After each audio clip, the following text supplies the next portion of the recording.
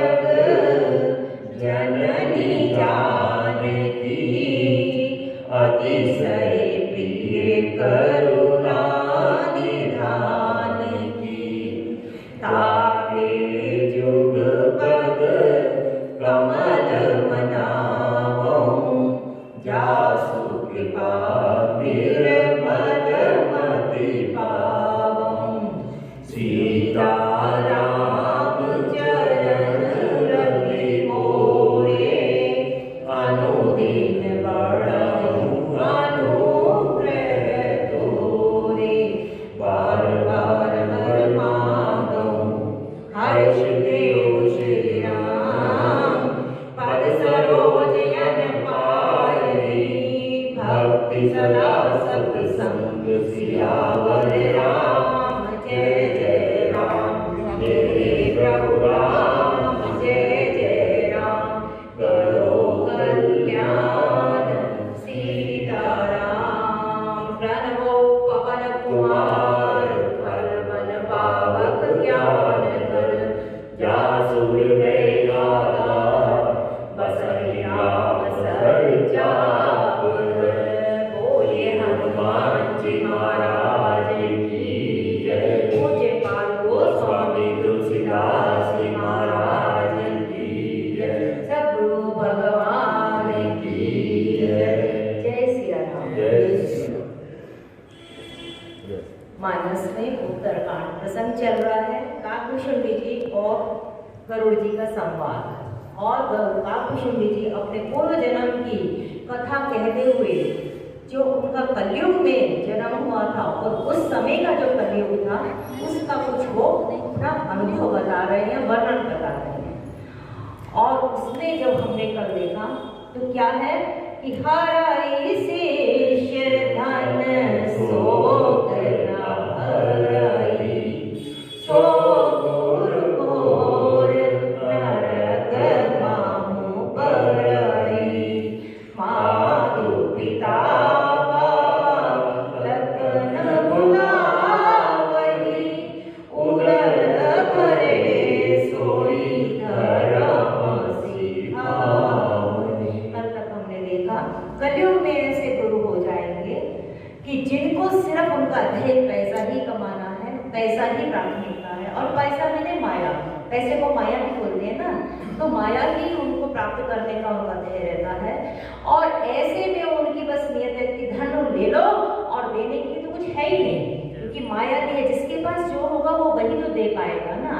जब माया ही उनका ध्येय है, माया ही उनके पास है, तो माया ही वो अपने शिष्यों को भी पकड़ा पाएंगे, परमात्मा प्राप्ति तो नहीं हो पाएगी। तो यहाँ पर कहते हैं ऐसे जो गुरु हैं कि संसार में चाहे उनको कितना ही सम्मान मिल जाएगा में, लेकिन अंततः गति जो है उनकी घोर नरक की है। क्योंकि वहां पर धर्मराज जब लेखा मांगे तब क्या मोदी कराएगा।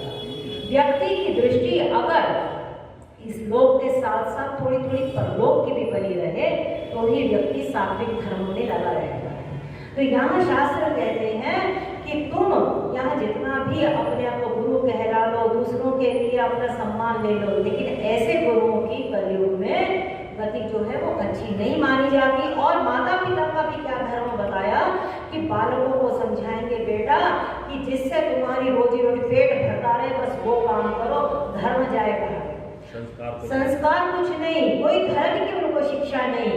सो रहे हैं तो सो रहे हैं, जैसा भी उनका जीवन चल रहा है, लेकिन वहां पर उनका एक ही प्राथमिकता रहती है कि किसी भी तरीके से पैसा प्राप्त। कलयुग में सिर्फ यही एक प्रधान धर्म रह गया। वो स्वामी जी कहते हैं कि ब्रह्म ज्ञान बिनु नारियर, कहानी न दूसरी बात। कोड़ी लागी लोभ बस, करहि विप्र गुरुभार। ब्रह्म ज्ञान किसको कहा जाता है? जहां पर बिल्कुल किसी भी प्रकार का भेदभाव जो है रह नहीं पाता। निज प्रभु मैं देखै जगत, यही सन करहि विरोध। सिया राममय सब जग जाने। जहां पर बिल्कुल एक तरीके से ना नारी पुरुष का, ना जाति का, ना धर्म, क्योंकि भगवान भी कहते हैं शबरी जी के सामने मानव एक भगति करना। वहां सिर्फ के अलावा और कुछ दिखता नहीं। लेकिन कलयुग में लोगों के अंदर कूट कूट के भेदभाव बढ़ा हो, लेकिन बातें जो उनकी होंगी वो ब्रह्म ज्ञान से भरी होंगी। जब उनको कोई सुने तो ऐसा लगेगा कि भाई इनसे ज्यादा तो ज्ञानी कोई और हो ही नहीं सकता, जिन्होंने साक्षात परमात्मा का दर्शन करा लिया हो, कर लिया हो। तो मजबूर साहब कहते हैं ना कि कभी कभी दिल को यूं ही बहलाया है, जिन बातों को खुद नहीं समझे औरों को समझाया। तो यहाँ पे भी कलयुग के वही लोगों की हालत होगी कि ब्रह्म ज्ञान की चर्चा तो खूब रहेगी, लेकिन जब अपने ऊपर बात आएगी, आचरण की बात आएगी, तो जरा सी कोड़ी का मतलब होता है कि बिल्कुल छोटी सी वस्तु, उस छोटी सी वस्तु के लोभ के लिए भी वो अपनी सब सभ्यता छोड़ जाएंगे, यहाँ तक कि गुरु से भी वो घात कर लेंगे। और आजकल तो हम देखते हैं जगह जगह, अभी जब इलाहाबाद के जो प्रयागराज में भी गुरु की एक हत्या की गई, तो उसमें भी उनका शिष्य, प्रधान शिष्य ही पकड़ा गया।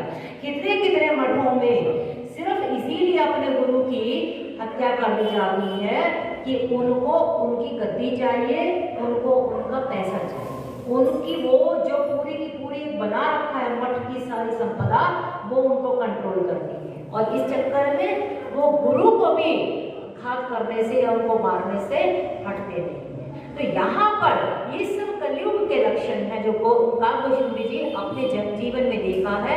और कहते कि बादल सूत्र जन सरल हम तुम ते कछु घाट, जानहि ब्रह्म तो विप्रवर आँख दिखावहि गाट। ब्राह्मण के लक्षण महाभारत के आधार पर देखें या जो शास्त्रों में है, ब्राह्मण के लक्षण है कि ज्ञान देना और ज्ञान प्राप्त करना, वेद अध्ययन करना और अच्छे अच्छे सत्कर्म कर्म करना, लोगों के मोह और संशयों को दूर करना, और यहाँ तक कि दान लेते भी हैं और दान देते भी हैं, शिक्षा लेते भी हैं और शिक्षा देते भी हैं। ये सब ब्राह्मणों के लक्षण हैं। यानी जो उच्च कर्म करता है उसको ब्राह्मण के लिए वही उनको सम्मान समाज देता है। लेकिन यहाँ पर जो लोग जिनको कुछ भी ज्ञान नहीं है, जिनमें कुछ भी तत्व नहीं है, कलयुग में ऐसे लोग अपने पैसे के बल पे, अपने पद के बल पे, अपनी प्रभुता के बल पे, ऐसे जो ब्रह्म ज्ञानी या ब्राह्मण लोग हैं उनसे भी विवाद करेंगे कि तुम अपने आप को क्या समझते हो, हम क्या तुमसे कुछ कम है। मैंने कलयुग में जो सही में ज्ञानी व्यक्ति होगा, विवेकी व्यक्ति होगा, ब्रह्म ज्ञान के जो तत्व को जानता है, जो सही में भक्त होगा, उसको तो लोग जो है ना, जैसे आपका वो परसों अपने उसमें भी कह रहे थे कि वो पार्क में कथन करने वाला है, ऐसे करके जो बात आ रही थी। हाँ, तो ऐसे मतलब लोगों को बिल्कुल ही निम्न समझेंगे कि इसमें कुछ भी नहीं है जो ज्ञान दे रहा है। लेकिन जिसके पास प्रभुता है, जिसके पास पैसे का बल है, वो कुछ भी बोलेगा। ऐसा ही कलयुग का लक्षण है। और फिर वो आंखें दिखाना मतलब उनके अपना प्रभुता से, अपने अहंकार से उसको डाउन करने की कोशिश में रहते हैं। और सरलता का अपमान। और ये बहुत सत्य है कि किसी की भी उदारता को कमजोरी नहीं समझना चाहिए। और आज के युग में उदारता को कमजोरी माना जाता है। कोई सरल व्यक्ति है तो उसको कहेंगे तो बेवकूफ है, लेकिन जो जितना ज्यादा मैनिपुलेट करेगा चीजों को, चालाकी चलेगा, तो कहेंगे भाई इससे बच के रहना, ये बंदा बड़ा तेज है, बड़ा सही। और आज के समाज में मैंने देखा है कि अगर कोई व्यक्ति को मेरे सामने ऐसे केसेस आए कि एक अब एसएचओ की पोस्ट तो कितनी बड़ी पोस्ट होती है, फील्ड के लिए तो काफी वो लोग होते हैं। तो जो लोग तो मैनिपुलेटिव होते हैं वो तो वहाँ जाने के लिए सोचते हैं कि हमें वहाँ पोस्टिंग मिले, पैसे के दे के वहाँ पोस्टिंग देते हैं। लेकिन जो सीधे सरल व्यक्ति होते हैं वो वहाँ चल ही नहीं पाते हैं। और फिर वो होता है कि भाई हमें यहाँ से बचाओ। क्यों? लोग वहाँ पर उसकी वो सरलता का फायदा उठाते और ऐसे लोग समाज में चल ही नहीं पाते। ऐसे लोगों को तो पोस्टिंग ही नहीं करते जो ना खुद कमाए ना कमा के दे। तो जानकार थे जी, वो प्रेसिडेंट उनका बाद में बात हुआ, वो एसएचओ लग गए थे। एसएचओ लगकर भी उन्होंने कमाई करी नहीं, तो वो तनख्वाह जो मिलती थी, तनख्वाह घर में नहीं दे रहे थे। मालूम किया वो शराब ये नहीं पीते, जुआ ये नहीं खेलते, तनख्वाह जाती कहाँ है। 2 महीने 3 महीने 4 महीने बाद पता लगा, क्योंकि जो उनको कलेक्ट करके ऊपर देना है, रिश्वत देनी है, वो अपनी तनख्वाही दे देते हैं। एग्जैक्टली। आखिरकार अप्रोच लगाते उनको प्रेसिडेंट हाउस में लगाया कि हाँ मतलब मेरे बस तो ऐसे केसेस मेरे अभी नॉलेज में आ रहे, वो कहते हैं कि भाई हमसे दीदी हमसे नहीं हो पा रहा है ऐसी जगह पे, हम करें क्या, आप हमें कहीं हो, क्योंकि ऐसे लोग कलयुग में चल ही नहीं पाएंगे और जब मैनिपुलेटिव होंगे उनकी बल्ले बल्ले, क्योंकि समाज को तो आज ऐसे ही लोगों की जरूरत है, क्योंकि कलयुग की प्रबलता है आ चुकी है। और ये काकू शर्मा जी के कलयुग की बात नहीं है, ये आज के कलयुग में भी यही सब अवस्था है।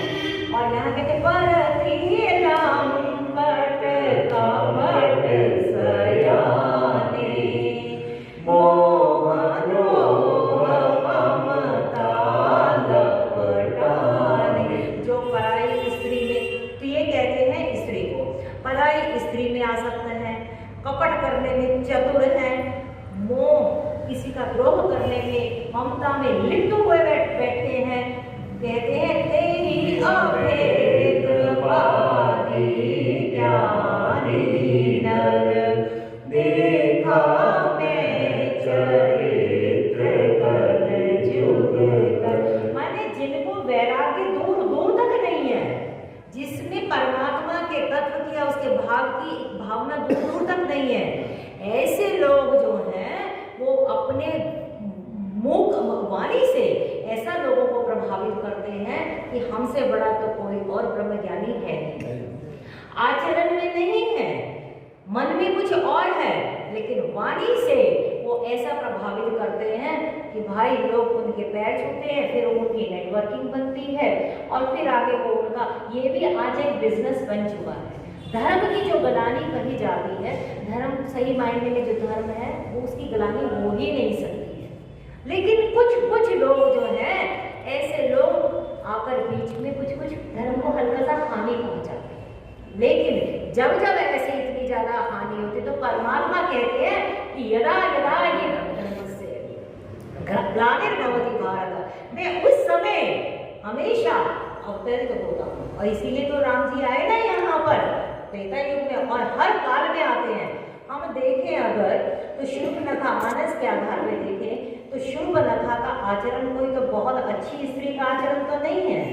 शूर्पणखा खुद विधवा थी, ठीक है, राम जी के सामने जाती है और कहती है कि ना तो तुम्हारे समान कोई सुंदर पुरुष है इस पूरे ब्रह्मांड में और ना ही मेरे समान कोई सुंदर स्त्री है। मैं तो पूरे लोगों में घूमती हूँ, बस हमारी जोड़ी तुम्हारी जोड़ी, तुम्हें देख के मेरा कुछ मन हुआ कि मेरे को तुमसे अपना प्रस्ताव रखना चाहिए। वहाँ मन माना कर तुम्हें नहीं हार। हाँ, मन ने थोड़ा बोला कि ये व्यक्ति सही है जिसके साथ मैं अपना प्रस्ताव रख सकता हूँ। भगवान राम ने हम सब जानते हैं, उन्होंने कहा कि मेरी तो होगा, अच्छा ठीक है आपकी शादी हो गई है, तो फिर वो छोटे भाई की तरफ।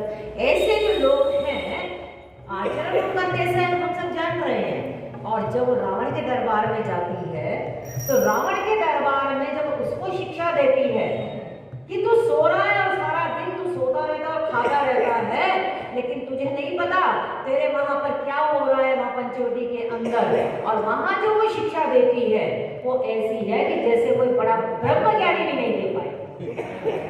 अच्छा, फिर आप रावण के पास चले जाओ। रावण ने भी शिक्षा तो ऐसी देता है, मंदोदरी को कहता है ये जगत नश्वर है, इस जगत में कुछ भी नहीं है, तुम किसके लिए क्या कर रहे हो। वहीं पर ही तो एक चुटकी ले देते हैं गोस्वामी जी के पर उपदेश कुशल भाई तेरे जे आचरण थे नर्मदा ने। ये सब कलियुग का लक्षण है कि इतना अपने आप को वाणी से प्रभावित कर दो कि लोग तुम्हारे, क्योंकि सही मायने में लोग भी भोले होते हैं, वो सिर्फ ऊपर से देखकर और प्रणाम कर लेते हैं। इसीलिए स्वामी रामतीर्थ कहते थे कि कभी भी किसी को भी शरणागति लेने से पहले 36 बार घूम के पूरा का पूरा परख लेना चाहिए, जल्दबाजी नहीं करनी चाहिए, क्योंकि पता नहीं कि कौन यहाँ पर कपट मुनि जैसे भी गुरु बैठे हैं, काल नेमी जैसे भी गुरु, मानस में सब कुछ है, ये हमें सब समझाते हैं। अगर हमें कुछ नहीं समझ में आता कि कौन हमारे गुरु है, तो चाला जी कहते ही है बार बार कि हनुमान जी हमारे गुरु हैं ही, और गुरु शंकर रूपिणा, हमारे शंकर भगवान और वंदे जगत गुरु जो शाश्वत भगवान राम गुरु हैं, शास्त्र हमारे स्वर गुरु हैं, हम उनकी शरण में बैठ जाएं। और जब परमात्मा हमारी प्रामाणिकता और पात्रता को देख लेगा ना, तो हमें गुरु के पास जाने की जरूरत नहीं, गुरु स्वयं ही हमारे पास आ जाए, हमें अपने आप ही को संभाल लेंगे। हमारी औकात कहाँ कि हम गुरु को देख पाए या ढूंढ पाए, वो खुद ही हमें पकड़ते हैं। तो इसलिए यहाँ पर कलयुग के लक्षण देते हुए वो स्वामी जी कहते हैं कि यहाँ पर ऐसे ऐसे लोग होंगे अपने आप को ज्ञानी बताएंगे जो पूरे के पूरे मोह में, माया में, ममता में लिप्त है और अपने आप को ऐसा मैंने कलयुग का चरित्र देखा। काकू शुक्ल जी कहते हैं आप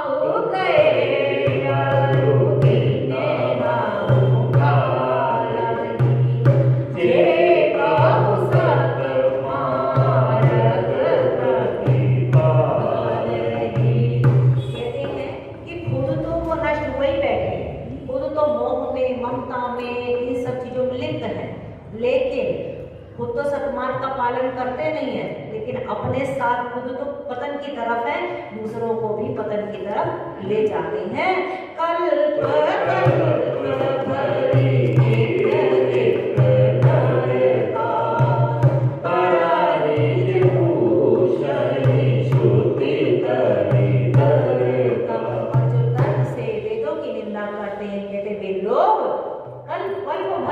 नरक में पड़े रहे। और नरक क्या है? नरक जो है गोस्वामी जी क्या कहते हैं सुंदरकांड में ही कि दुष्ट संग जनि देह विधाता। यही सब जो दुष्ट का संग मिल जाता है उससे बड़ा और कोई नारकीय जीवन नहीं है। कई कई घरों में ऐसी ऐसी परिस्थिति है कि नरक भी उससे अच्छा होगा और वो परिस्थिति इतनी खराब होगी। लेकिन ये सब कैसे मिला? निज कृत परम भोग सब प्राता, काबू न को सुख दुख करदाता। माना कलयुग है, माना बारिश बहुत ज्यादा हो रखी है माया की, लेकिन सत्संग का हम छाता लेकर अपने आप को बचाते हुए अपने परलोक के लिए, अपने आत्म कल्याण के लिए तो हम अपना मार्ग चुन सकते हैं। लेकिन अगर लोगों को देखकर, जो वाल्मीकि को भी रत्नाकर डाकू था, हम सब जानते ही हैं, नारद मुनि ने उनके ऊपर करुणा करके, क्योंकि संत जो है वो तो करुणा मूर्ति होते हैं, उन्होंने उनसे सिर्फ एक ही प्रश्न पूछा कि तू ये जो कार्य कर रहा है, ये तेरे कार्य, ये तेरे परिवार के लोग सहायक होंगे? तो उन्होंने कहा मैं पूछ कर आता हूँ। और हम सब जानते हैं कि उन्होंने जब परिवार में पूछा तो उन्होंने कहा हमें कुछ नहीं पता तुम कैसे कमा रहे हो, हमें तो तुमने हमारा पालन करना है और कैसे करना है वो तुम देखो। तो उनकी दृष्टि खुली और उन्होंने कहा मैं किसके लिए ये सब इतना कर रहा हूँ, क्यों मैं अपने कर्म को, हम अपने परिवार को पालन करने के लिए प्रामाणिक प्रयास करने चाहिए, लेकिन कहीं हमारा भजन छूट जाए, कहीं हमारे आत्म कल्याण का रास्ता छूट जाए, वो हमारे लिए सबसे बड़ा घाटे का सौदा रहेगा। इसीलिए स्वयं को व्यक्ति घर में कभी कोई ऐसी आग लग जाए, कोई परिस्थिति बन जाए, तो क्या एक नेचुरल रिएक्शन क्या रहता है कि व्यक्ति सबसे पहले स्वयं को बचाता है, स्वयं को बचाकर फिर तभी दूसरों को बचा पाएगा। ऐसे ही हम पहले अपने आत्म का कल्याण करें, अपनी आत्मा का विकास करें। कहते कि एक आत्मा व्यक्ति अपना विकास करेगा, पूरे समाज का वो विकास हो जाएगा। रामकृष्ण परमहंस एक थे, तुलसी एक थे, मीरा एक थी, और देखो आज भी उनके मार्ग पर कितने कितने लोग चल कर कितने लोग। रामकृष्ण परमहंस की जयंती है आज के। जय जय। हरे राम राम राम सीता राम राम राम, हरे राम राम राम सीता राम राम राम। रामकृष्ण परमहंस की आप छवि देखें तो ऐसे बस उनके दो ही दांत दिखते थे और मुस्कुराहट उनके चेहरे पे रहती थी। आमी दुर्गा दुर्गा दुर्गा, और दुर्गा दुर्गा बोलते उनकी आंखों से इतनी अशुभ रहते चले जाते थे। और कई बार ऐसा होता था कि वो भोग माँ को लगाने की जगह स्वयं को ही लगा, ऐसी जब अवस्था हो जाए। तो यही जीवन की अवस्था है। हमारा तो ये होना चाहिए एक समय के बाद। भाई देखो, जब तक जिम्मेदारियां हैं परिवार की, हमें वो प्रामाणिकता से वो जिम्मेदारी भी पूरी करनी है। लेकिन जब हमारी जैसे जैसे जिस वैसे ही समय निकाल कर प्रभु की शरण में आना चाहिए। उसी की ही, चाहे वो तो मंदिर में आकर शरण में रहो, चाहे घर में रहो, लेकिन हर समय उसी की शरण में, क्योंकि हमारे लिए कोई और चारा है ही नहीं। एक तू ना मिला, सारी दुनिया मिले भी तो क्या है। अगर वो परमात्मा ही इस जीवन में नहीं मिला तो बेड़ा तो खाली चला गया ना। 84 के बेड़े में पता नहीं फिर अब हम कहाँ मिलेंगे, कौन मिलेंगे। अपने और साथ के बंदे थे, अपने लोग थे, परिवार के इतने सब देखते थे, और एक दिन सांस रुकी और चले गए। पत्ता टूटा डाले से पवन मेरे उड़ाए, अब के बिछड़े कब मिले कौन कहाँ जा। और आ भी गए तो वो भूत ही माने जाएंगे ना, फिर उनसे हम भी पीछा छुड़ाएंगे। यही तो जीवन का सत्य है। आ भी गए तो पहचानेंगे कैसे? तो भी जब वो नहीं, वो पहचान भी देंगे ना तो फिर से हम ही भाग जाएंगे कि अब तो ये भूत वाला घर हो गया। तो इसलिए गोस्वामी जी को रखा गया था। ये जो हनुमान चालीसा लिखी गई है, काशी में लिखी थी ये गोस्वामी जी ने, और उनको वहाँ पर रूम ऐसा दिया गया था कि जहाँ पर ब्रह्म राक्षस रहता था, और वहाँ पर उनको इतना डर लगता था, वो बहुत छोटी अवस्था में थे। और हनुमान चालीसा एक ही बार में इकट्ठा नहीं लिखा गया है, उसमें उन्होंने धीरे धीरे, फिर वो कहते हैं भूत पिशाच निकट नहीं आवे वहाँ जब नाम, तो ये सब उनकी अनुभूति का ही हनुमान चालीसा लिखा गया है। तो यहाँ पर किसने रोकना है? समय और देर की बात है। कोरोना ने भी वैसे तो बहुत सिखाया, पर कितना लोग समझे ये तो हमारा प्रारब्ध है। लेकिन जीवन तो ज़्यादा से ज़्यादा 70-80 के बीच का है ना। 60 तक तो शरीर थोड़ा बहुत चल रहा होता है, 60 के बाद धीरे धीरे व्यक्ति एकदम डाउन होता चला जाता है। उसके बाद तो इंद्रियां भी साथ नहीं देती और भजन भी नहीं होता। इसीलिए जो करना है वो अभी कर ले, क्योंकि आगे भी जाने ना तू, पीछे भी जाने तू, जो भी है बस यही तो पल। और इसी घड़ी में खूब जप लो, खूब ले लो। और मैं ये कहूँ कि चलो जिस हर समय ना भी जप पाए, हम जीव हैं अपने काम में, लेकिन जिस काम के लिए जब जहाँ आए हैं ना, उतने टाइम भी अगर हम वहाँ पे रह रहे तो भी घटना घट सकती है। मैं अपनी ही स्थिति बताऊँ, औरों की भी ऐसी रहती होगी कि कई बार हम मंदिर में होते हैं, कथा में होते हैं, बैठे होते हैं, लेकिन तब भी नहीं होते, तब भी नहीं, कहीं और ध्यान कहीं और होता है। इसीलिए कहते हैं ना, ध्यान से पढ़ो, ध्यान से सुनो। ध्यान का मतलब यह है कि बिना ध्यान के, बिना कंसंट्रेशन के कुछ घटना नहीं घट पाएगी। बालक को भी अगर अपनी 1 साल की पढ़ाई करनी है तो उसके लिए भी हम कहते हैं ना, बेटा ध्यान से पढ़ो, जो जितना टीचर पढ़ाती है उतना ध्यान से सुनो। तो हम भी अगर जितना समय प्रभु की शरण में बैठे, पूजा में बैठे, उतना समय भी अगर हम ध्यान से पढ़े और समझे प्रभु के लिए और भाव लगाएं तो भी घटना घट सकती है। तो यहाँ पे गोस्वामी जी कहते हुए, आगे कलयुग का वर्णन करते हुए कहते,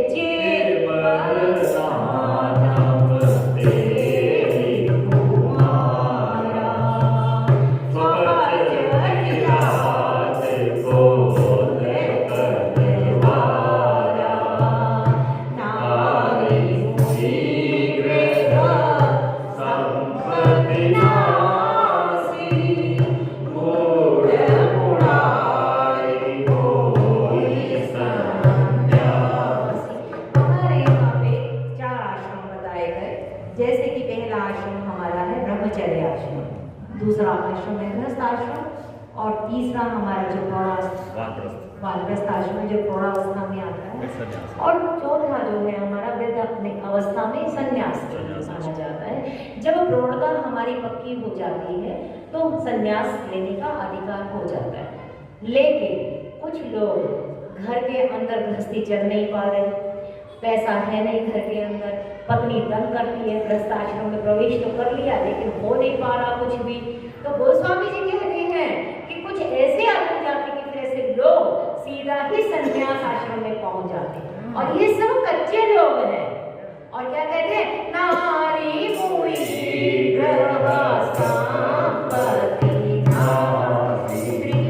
मर गई, अब घर में कोई है नहीं करने वाला, और या अपने घर की जो संपत्ति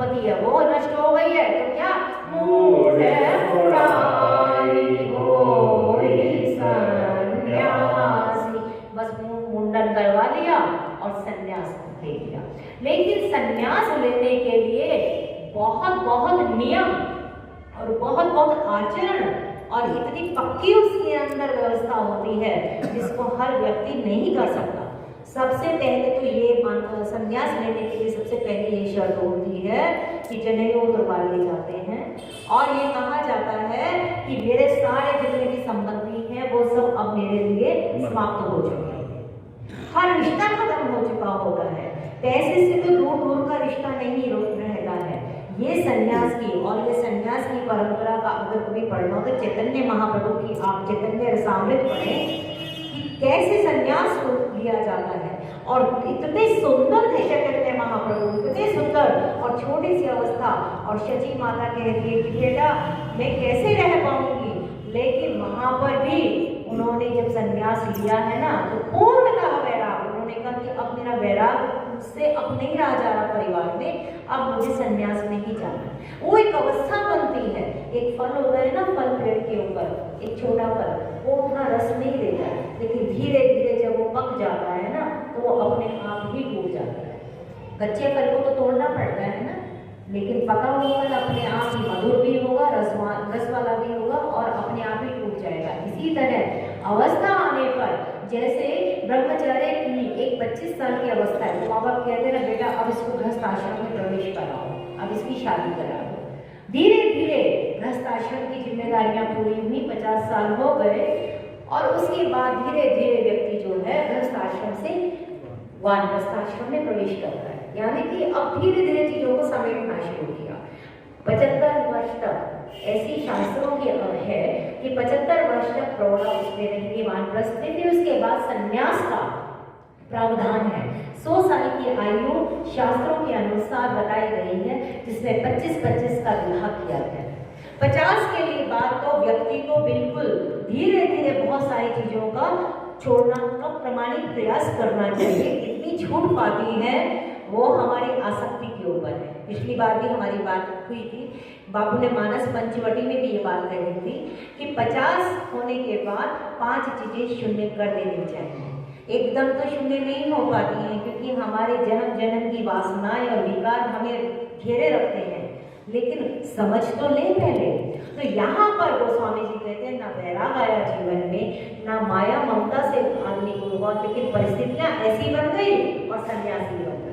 और फिर सन्यासी बनकर एक जगह बैठ गए और फिर वहां से कुछ भी अपना बोलेंगे तो लोग तो भोले हैं, वो तो वेश के और आप उसके आधार पे ही उनका पूजन करते हैं। तो तेरी प्रण सने आप पूजा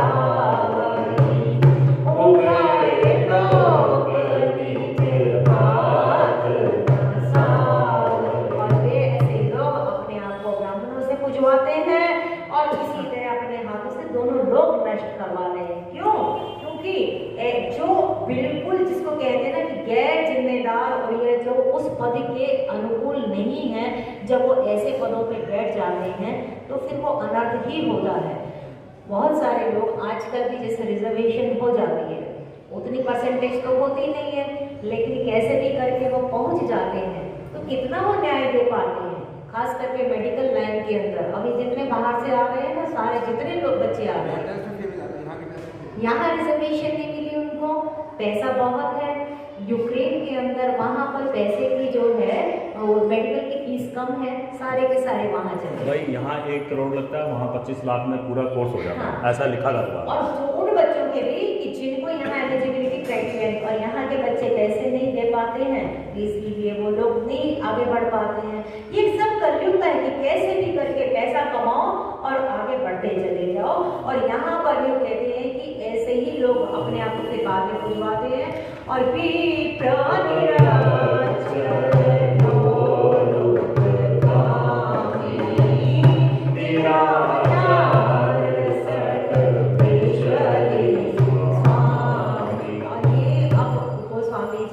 ब्राह्मणों के बारे में बिल्कुल उल्टा हो गया। कलयुग के अंदर जो स्थिति बनती है, ब्राह्मणों के लक्षण बताते हुए कह रहे कि ब्राह्मण क्या होंगे? निरक्षर, वो अपढ़ होंगे, वो पढ़े लिखे होंगे ही नहीं, अनपढ़ होंगे। लोलुप माने हर चीज के लिए उनको लालसा लगी रहेगी, लोभी होंगे, बस यहाँ से मिल जाए वहां से मिल जाए, कामनाग्रस्त होंगे, मूर्ख होंगे और नीची जाति की व्यभिचारिणी स्त्रियों के साथ उनका आचरण करेगा। माने बिल्कुल उल्टे लक्षण ब्राह्मणों के, बिल्कुल जिसको कहते हैं वर्ण व्यवस्था। गीता में कहा गया है कि वर्ण और व्यवस्था मैंने ही बनाई है, लेकिन जो बनाई गई कलयुग में वो सब बिल्कुल उल्टा ही आचरण हो जाएगा। नीची जाति ऊपर और ऊपर की जाति नीचे आचरण करेगी। सूत्र करहि जप तप व्रत नाना, बैठी परासन पढ़हि पुराना, सब नर कल्पित करहि अजारा,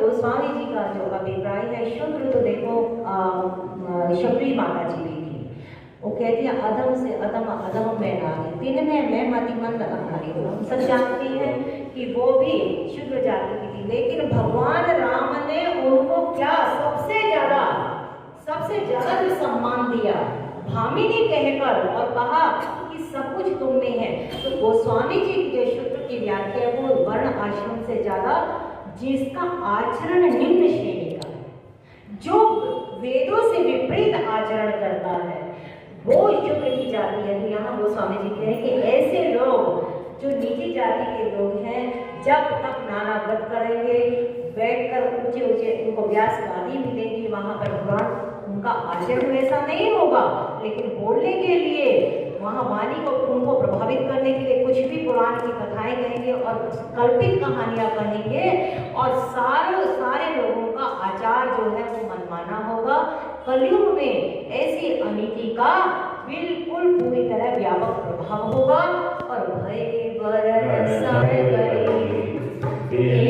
से सब लोग करहि पाप पावहि रुख, कलयुग में लोग वर्ण संकर मर्यादा से बिल्कुल हट जाएंगे, पाप करेंगे, और उसके परिणाम स्वरूप दुख, रोग, शोक, भय और इन सब चीजों में उनकी मानसिक अशांति जो रहेगी, ऐसा कलयुग में ज्यादा होगा। इसका और थोड़ा गोस्वामी जी काकभूषणी जी के माध्यम से कलयुग का बहुत विशद वर्णन कर रहे हैं, क्योंकि कलि का प्रभाव जो है गोस्वामी जी के काल में भी बहुत ज्यादा रहा, मैंने पहले भी बोला। तो यही वो वर्णन थोड़ा सा विशेषतः कर रहे हैं, और अभी हम लोगों के समय में तो और भी ज्यादा चीजें क्लियर हो रही हैं, तो इसका कल और वर्णन किया जाएगा। तो हरे राम राम